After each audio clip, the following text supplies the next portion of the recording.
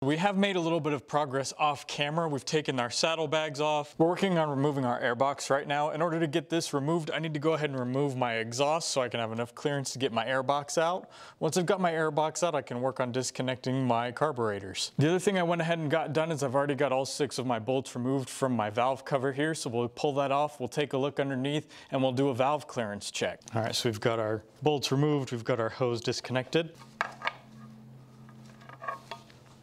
I want to point out that I've already got my engine set at top dead center, and these little markings need to line up for the casting on the camshaft gears. So with all that lined up, the next thing I want to do is I want to check my valve clearance. Now what I mean when I say I need to check my valve clearance, I need to check the gap between the top of this valve shim and the bottom of this camshaft lobe. Now our spec should be between 0.10 millimeters and 0.15 millimeters, or 4/1000ths of an inch to 6/1000ths of an inch. So we'll use these feeler gauges to go through and check all 4 cam lobes. We'll start with our exhaust side. So the 4/1000ths fits under there, nice and smooth. Now we'll check it with the 6/1000ths, and it does not fit between the shim and the valve. So that means that this valve is good. It is between our spec. We can slide the 4/1000ths of an inch. That 0.1 millimeter fits in there, but the 0.15 millimeter 6/1000ths of an inch does not. We'll go through, we'll check the other 3 cam lobes. Over here on the intake, 6/1000ths does not fit. 4/1000ths fits nice and smooth.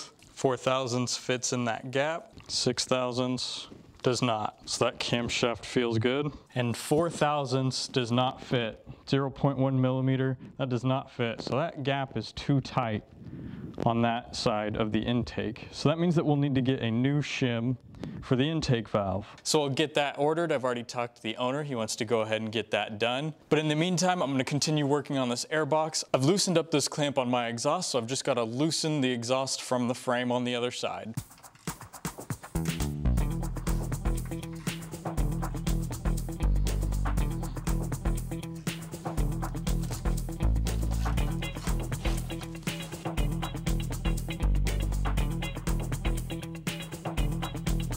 All right, so you can see that we've got our airbox out of the way, and now it's time to start removing our carburetor assemblies. So first thing I need to do is I need to give myself as much slack as I can in the throttle cable adjustment. So I need to loosen the locking nut up here, and then I can give myself as much slack as I need. And we'll undo these hose clamps for the stub boots. Now up on top, I've got to undo my choke cable, this one that I'm wiggling with a lock nut on the end right here. We've got that loosened. We'll go ahead and remove that from the carburetor. All right, so we've got our choke valve removed. We'll work on getting that valve and spring separated, but we'll continue with removing these carburetors. Next, we will get our throttle cable disconnected.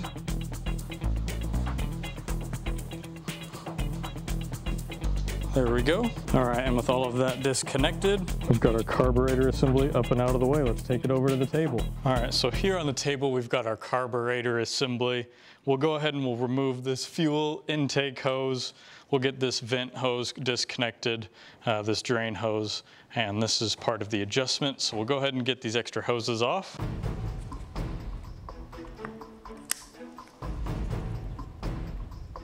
Next, what I'll do is I will remove these covers on the top of the carburetors. Keep in mind there are springs underneath these, so I don't want to let these go flying off when I undo these screws.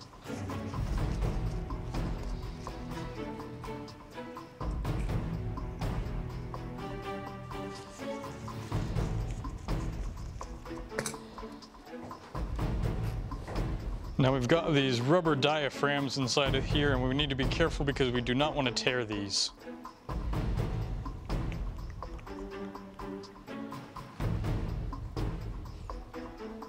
Now this one required quite a bit more force in order to get it out.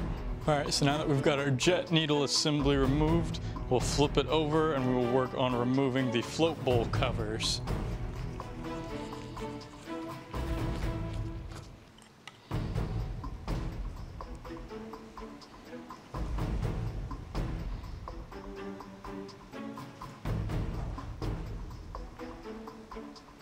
All right, so we've got our floats out now. I'm gonna remove this little cover for our mixture screw.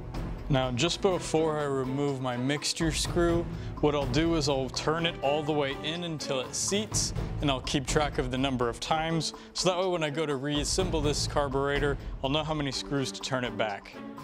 So we'll go all the way in, 1.5. So 1.5 turns will get it set to where we had it.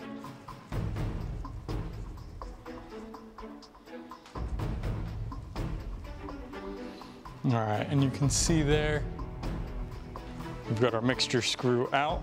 We've got our spring right there. Yeah, I think up inside of there, there's a washer that I need to remove. For now, we'll try and get this other side out. Get our float bowl cover off first.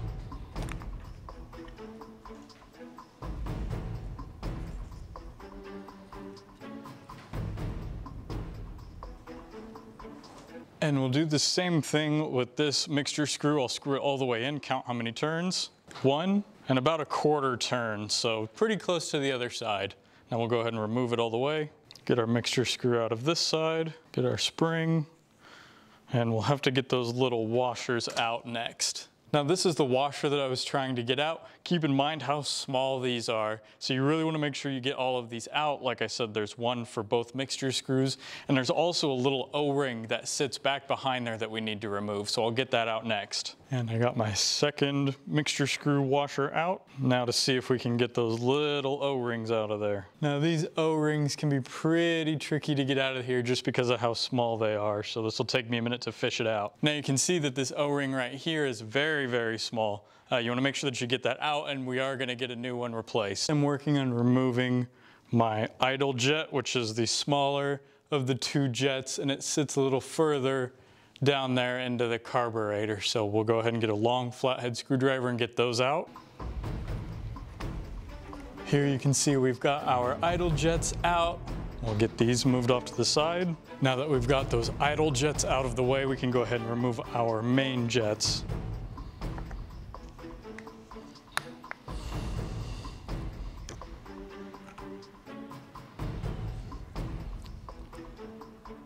You can see the buildup on this needle valve seat, so it's a good thing we're going through cleaning this all up. Now we'll remove these semicircular inserts.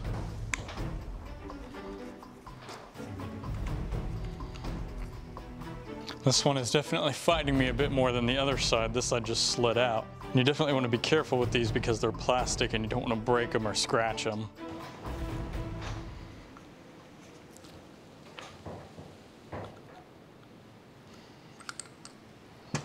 There we go, that took quite a bit more love. You can see there's definitely some buildup around there. That was something sticky keeping me from removing it. So now that I've got these slides out, I'll go ahead and separate this needle. All right, we've got them separated just like that. We have our covers removed here. We've got our floats and float bowls removed. We've got all of our needles removed and our jets. We've got our diaphragms out. We've got these plastic semicircular inserts removed. So now we're ready to either replace or rebuild these components. All right, now unfortunately the rebuild kit that I got is the incorrect rebuild kit. You can see that some of our components are quite similar, but they're the incorrect size and diameter. So I'll need to go back and order the correct kit for this vehicle. I thought that's what I got here, but clearly that's not what happened. So now in the meantime, I'll run some of these smaller parts through the ultrasonic cleaner. So what I'll do is I'll put them in these little containers so that way they don't get spread out while they're being cleaned in the ultrasonic cleaner. Now I will clean these needles separately because they are a little bit larger. I'll put them into a larger basket. But first I need to go through and separate the plastic rings from the top. You can see on this one there's a little circlip that needs to be removed, and I can clean these needles independently. Now something else that I've noticed while taking a look at all of these parts, there's a few micro tears in these rubber diaphragms. You can see that one right there. This one has 3 or 4 of them in it. This one only has 1 or 2, but I need to see if I can find these diaphragms as well. Hopefully they're a part of the correct carburetor rebuild kit, but I'll find out once I get online and look around. But in the meantime, while those parts are cleaning, we're gonna go ahead and remove the front and rear wheels from the bike. We've got a few Allen screws to remove, and that should help us get it out of the way. So next thing I'll do is I'll go through and loosen up each of these nuts. I'm not going to take them all the way out, I just want to have them broken loose. Next I'll go through and remove this brake caliper. First I got to remove this cover.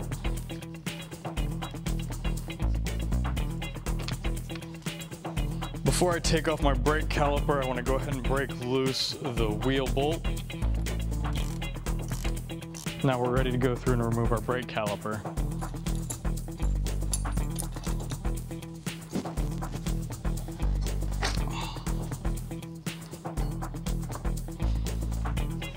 Now here on the rear wheel, we're going to loosen up our axle nut here, and we're also going to loosen up the chain tensioner screws on both sides down here. Now with our rear axle loose and our chain tensioner screws loose, we'll go through and we'll start removing these bolts for this rear mudguard and swing arm cover.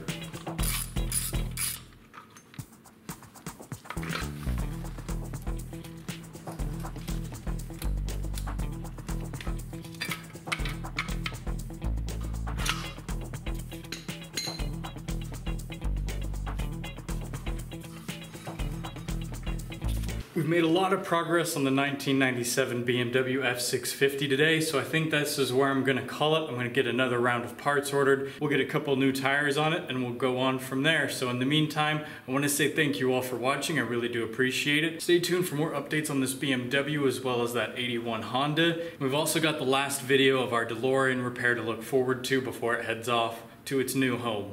So with that in mind, thank you all for watching. I really do appreciate it, and I'll see you in the next one.